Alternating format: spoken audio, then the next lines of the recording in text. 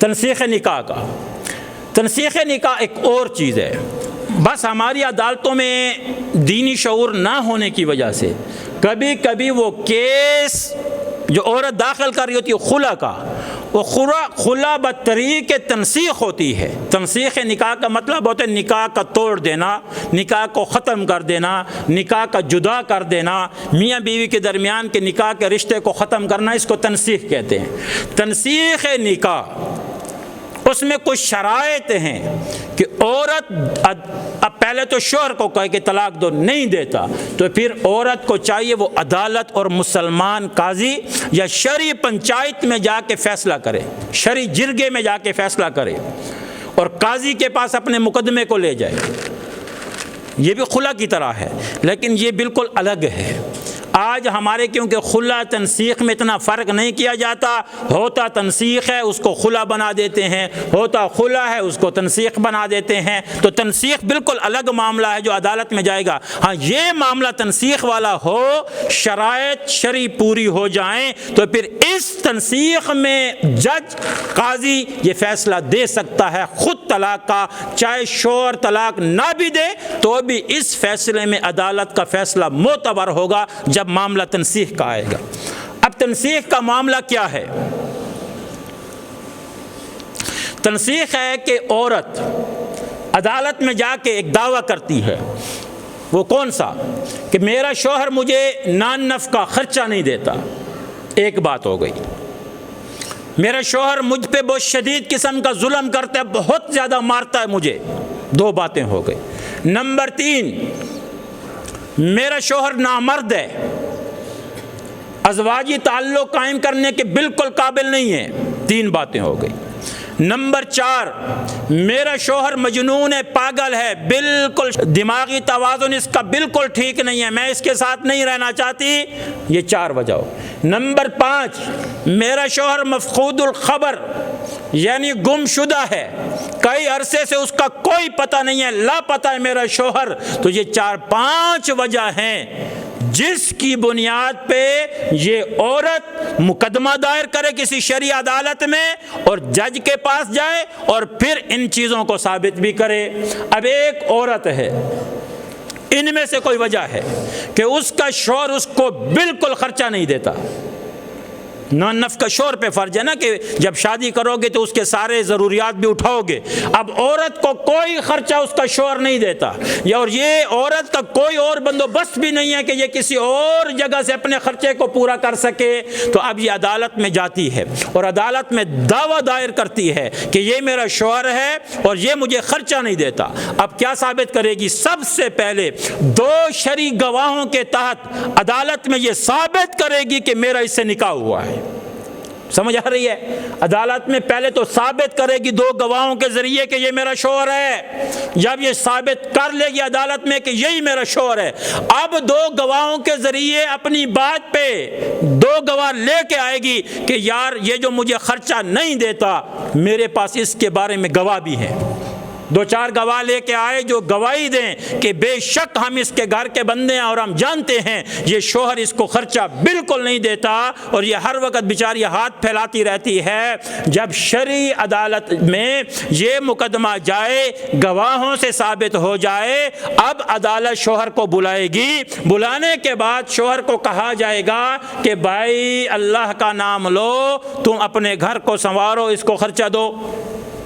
سمجھ آ رہی ہے؟ اس کو خرچہ دو۔ تو پھر عدالت ترغیب دے گی شوہر کو کہ بھئی اس کو ہر مہینے اتنا خرچہ دو گے۔ تو اب اگر شوہر اس بات پہ آ جاتا ہے کہ میں اس کو خرچہ دوں گا تو پھر تو بات ٹھیک ہے، عدالت کوئی طلاق اس کو نہیں دے سکتی، کہے کہ چلو بھائی دوسروں کے ساتھ رہو۔ اگر پھر بھی کمی کوتاہی ہوتی ہے پھر عدالت میں کیس لے آئے اور پھر اپنے مقدمے کو ثابت کرے اور پھر آ کے شوہر کہے کہ میں اس کو نہیں دیتا، جو کوئی عدالت کو نہیں مانتا اور نہ اس کو میں خرچہ دیتا ہوں، تو کیونکہ اب عورت نے زندگی گزارنی ہے، اپنا پیٹ پالنا ہے، کہاں کہاں اپنا ہاتھ پھیلائے گی۔ شوہر شوہر بھی موجود ہے خرچہ نہیں دینا چاہتا، وہ بھی ضدی اور ڈھیٹ بن گیا ہے کہ نہیں دوں گا اس کو خرچہ، اب شریعت کہتی ہے کہ قاضی کے پاس، جج کے پاس یہ اتھارٹی اللہ تعالیٰ کی طرف سے ہے کہ جب شوہر انسان کا بچہ نہیں بن رہا، حقوق پورے نہیں کر رہا، تو پھر اب عدالت اپنی طرف سے فیصلہ کر دے کہ ہم نے تمہارے درمیان میں تنسیخ کر دی ہے، یہ تنسیخ معتبر ہوگی، آج یہ عورت جو ہے 3 مہینے عدت گزارے، اس کے پاس کسی اور شوہر کے پاس جانا چاہے تو جا سکتی ہے۔ ایسے ساری تفصیل ہے۔ نامرد کے معاملے میں الگ معاملہ ہے۔ نامرد کے معاملے میں یہ ہے کہ ایک عورت نے دعویٰ کیا کہ میرا شوہر نامرد ہے، میرے حقوق پورے نہیں کر سکتا ازدواجی، تو اب شریعت کیا کہتی ہے کہ یہ عدالت میں وہ سارا معاملہ پروسیس پورا کرنے کے بعد شوہر کو بلایا جائے گا اور ثابت کیا جائے گا کہ واقعی وہ نامرد ہے۔ نامرد ثابت ہو جانے کے بعد شریعت فوراً فیصلہ نہیں کرے گی، شریعت کہتی ہے 1 سال تک اس کو علاج کی مہلت دے گی۔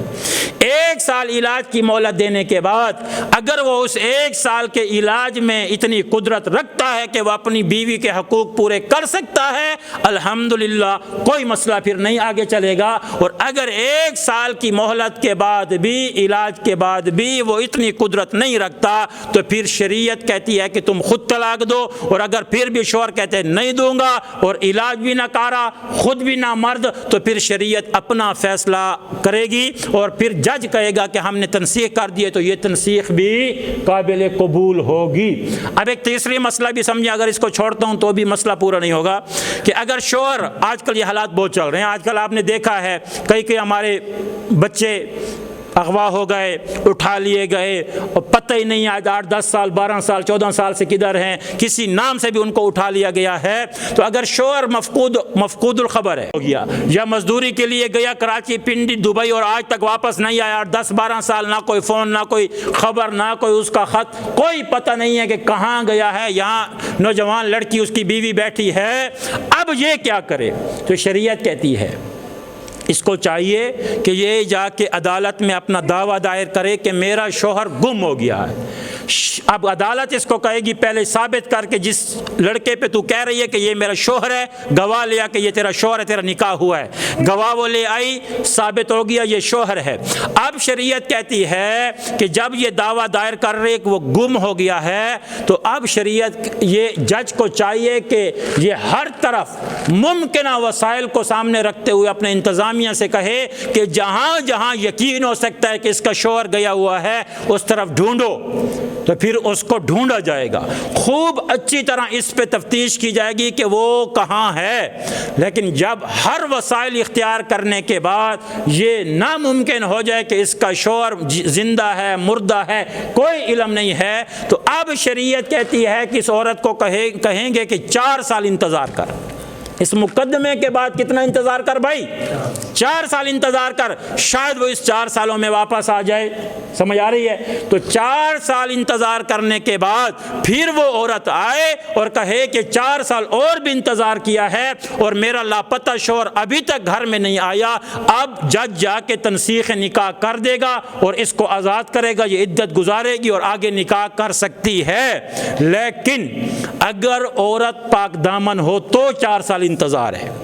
اگر کوئی عورت ایسی ہے جو مقدمہ دائر کرتی ہے اور عدالت ڈھونڈنے کے بعد کہتی ہے کہ 4 سال انتظار کر، اور عورت کہتی ہے کہ میں اپنے جسم پہ قابو نہیں رکھ سکتی، اپنی پاک دامنی میں قابو نہیں رکھ سکتی، میرے رجحان کہیں اور نہ چلے جائیں، اللہ کا نام لیں، میں جوان ہوں، مجھے کسی بندھن میں بندھا دیں، تو اب جب یہ طے کرے گی تو اب عدالت 1 سال کے اندر اندر اس کا فیصلہ نپٹائے اور اس کو تنسیخ کرے اور دوسری جگہ پہ اس کا نکاح ہو سکتا ہے۔ تو ہر کسی کا الگ فریم ہے، جس میں اگر شریعت کے مطابق عورت اترے گی اس کا حکم الگ الگ ہوگا۔ اب میں نے آپ کو کہا نا